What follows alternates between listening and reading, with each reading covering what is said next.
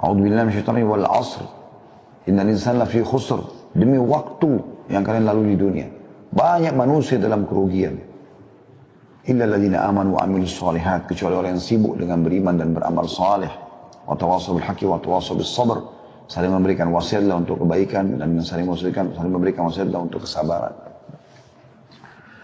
An-Naisaburi dalam kitab tafsirnya yang berjudul Gharaibul Quran tentang hikmah sumpah Allah dengan waktu, ia berkata, tidak ada suatu apapun yang lebih berharga daripada waktu. Pengkhususan Allah dengan waktu itu merupakan petunjuk bagi bahwa manusia cenderung melakukan hal-hal yang tidak baik dalam hidupnya, serta menyalahkan waktu itu, menyalahkan waktu jika ia mengalami penderitaan dan kerugian. Jadi Allah bersumpah dengan waktu adalah menunjukkan kemudian waktu itu. Dan sungguhnya penderitaan dan kerugian yang selalu menyertai manusia adalah karena aib yang ada di dalam dirinya, bukan pada waktu. Makanya Nabi SAW juga bersabda, Allah SWT berfirman hadis qudsi ya, La tasubud dahar fa innid dahar. Jangan kalian pernah mencaci maki waktu. Karena aku adalah pencipta waktu itu. Jangan salahkan waktu, tapi salahkan dirimu sendiri. Kitalah yang banyak membuang waktu. Subhanallah, kadang-kadang mungkin teman-teman tidak asing kalau lagi tonton cuplikan. Saya kadang-kadang kalau lagi buka YouTube gitu kan, ada cuplikan lewat iklan 5 detik. Saya kadang-kadang merenungi 5 detik itu. 1, 2, 3, 4, 5. Orang bisa buat iklan 5 detik. Dan Anda sudah bisa faham dalam 5 detik iklan apa yang sedang disampaikan. Itu kan luar biasa itu. Ya. Saya pernah melihat ada yang sampai 30 detik. Kalau kita hitung 30 detik itu setengah menit ya. 1 menit kan 60 detik ya. 30 detik. Itu lama rasanya kita nunggu untuk melanjutkan cuplikan yang akan kita lihat setelahnya. Itu saya ambil pikiran, saya ambil sebuah poin, oh subhanallah. Berarti waktu itu mahal sekali ya. Artinya hitungan detik yang banyak kita buang itu ternyata memang mahal itu. Dan itu sudah sangat tinggi gitu. Syaitan kadang-kadang mempermainkan cara kita melihat waktu itu teman-teman sekalian.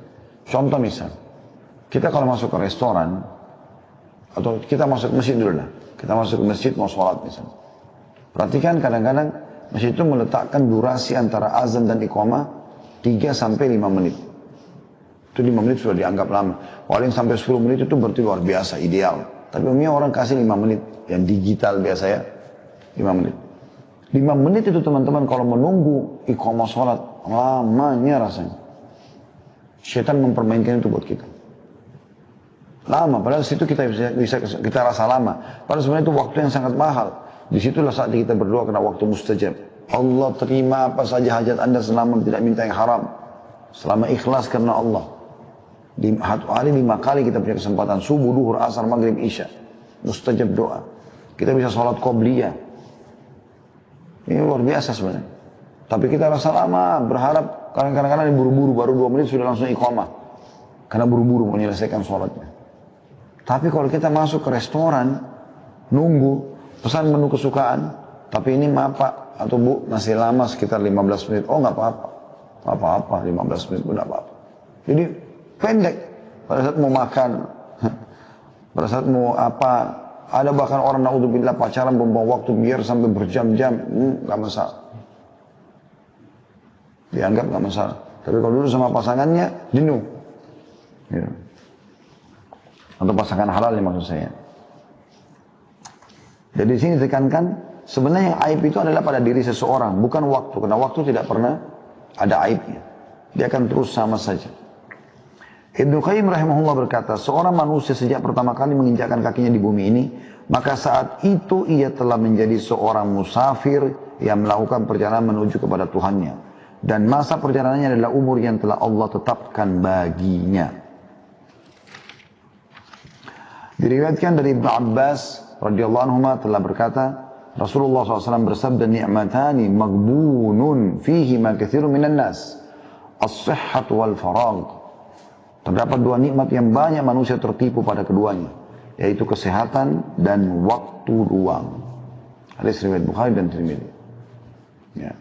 Jadi banyak orang subhanallah yang akan lagi sehat tidak pernah mau ibadah. Nanti sudah sakit, sudah lumpuh, baru sibuk mau ibadah.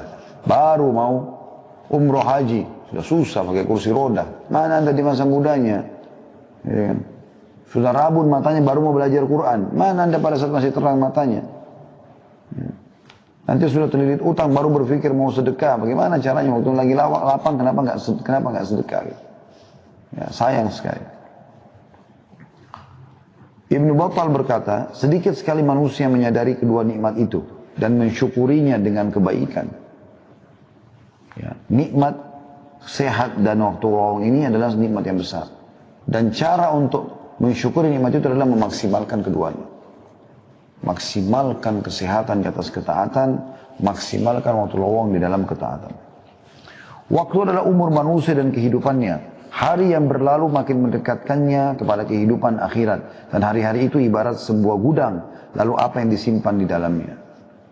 Kata Hasan Basri rahimahullah, hai manusia, hai anak Adam, kau hanya adalah potongan waktu. Potongan waktu. Potongan hari. Kalau sudah lewat satu hari dari hidupmu, maka ada yang hilang dari bagian tubuhmu. Yahya bin Mu'adz Ar-Razi berkata, membuang waktu lebih buruk dari kematian. Sekali lagi, Yahya bin Mu'adz Ar-Razi berkata rahimahullah, membuang waktu lebih buruk daripada kematian. Sebab membuang waktu berarti menghentikan kebenaran, sedangkan kematian berarti perpisahan dengan manusia. Seorang pria berkata kepada Daud At-Ta'i, nasihati aku. Maka kedua matanya berlinang air mata dan berkata, wahai saudaraku, sesungguhnya siang dan malam adalah fase-fase yang dilewati oleh manusia satu persatu. Hingga semua itu berakhir sampai pada akhir perjalanan mereka. Maka jika engkau mampu untuk menyiapkan bekal setiap hari, maka bagi dirimu untuk menghadapi kematian, maka lakukanlah. Karena sungguhnya perjalanan itu akan berakhir dengan cepat, atau bahkan lebih cepat dari apa yang engkau duga. Maka hendaknya engkau membekali dirimu, dan lakukanlah sesuatu yang pernah engkau lakukan untuk bekal itu.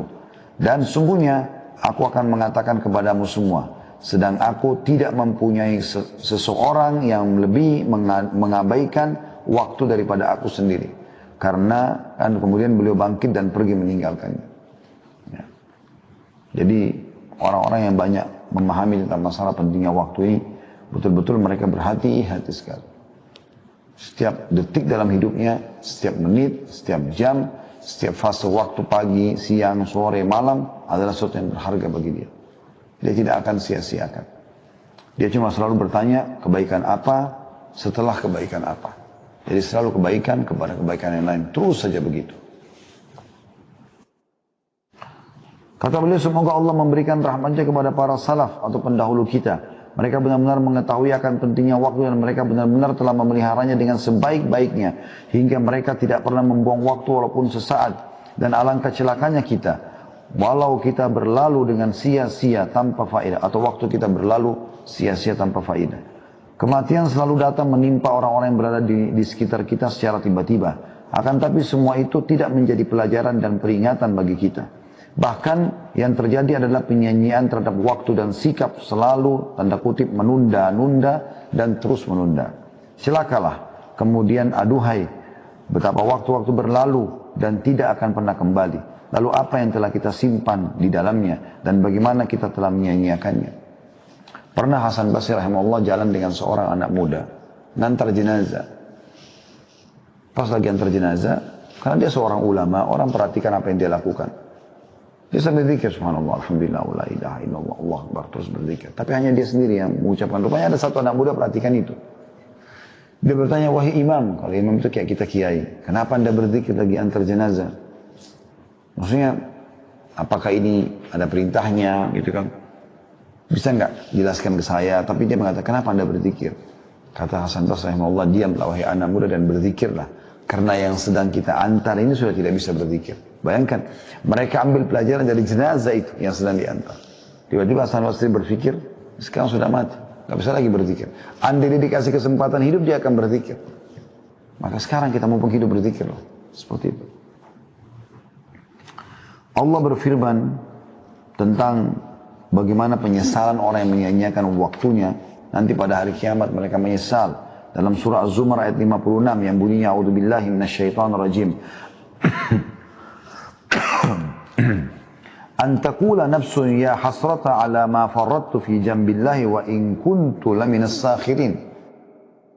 Supaya jangan ada orang yang mengatakan amat besar penyesalanku atas kelalaianku dalam menunaikan kewajiban terhadap Allah. Sedangkan aku sesungguhnya termasuk orang-orang yang memperolok-olok agama Allah. Maksudnya menyesal kenapa dulu waktunya disia-siakan pada hal yang tidak bermanfaat. Makanya Ikrimah bin Abi Jahal radhiyallahu anhu, walaupun dia dulu benci sekali Islam bersama ayahnya Abu Jahal, tapi ayahnya meninggal dalam keadaan kufur. Dianya meninggal dalam keadaan Islam tentunya. Bahkan mati syahid radhiyallahu anhu. Setelah masuk Islam, dia baru menyadari. Setiap dia pegang Al-Quran, dia baca, sambil nangis dia mengatakan, ini perkataan Tuhanku yang aku sia-siakan selama ini. Ini perkataan Tuhanku yang aku sia-siakan selama ini. Sambil dia baca Al-Quran itu.